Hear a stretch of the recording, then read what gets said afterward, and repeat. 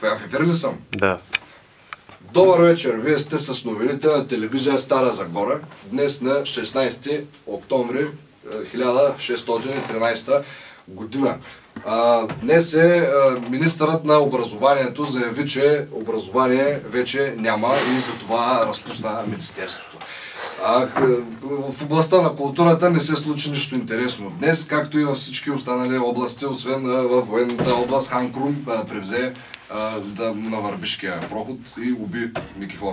И сега, прогнозата за времето. Ако обичате да се прехвърлим на картата на Европа.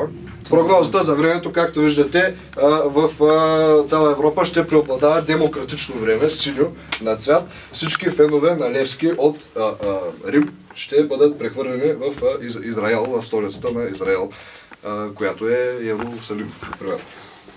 Европейския съюз ще се остане си така цял и няма никакви проблеми с него. Тук е около 12 градуса някъде в Рим. Колегата ще ви представи спортните новини, той ето там в този ъгъл. Днес се състоя играта по ръгби, къде един фърляш на другия подаде на оне и стана гол посредством системата ръгби, топка, брам у мрежата.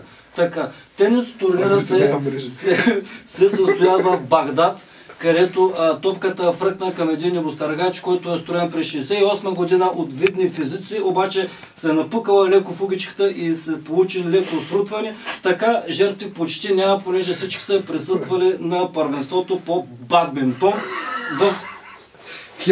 в Хелзинк, където Хитлер изведнъж се появи от някъде и каза да живее Испания. Не знам поради какви причини това се случи, но истината е една. Тя е когато космонавтите пристигат от къде пристигнаха космонавти, последно колега Керанов?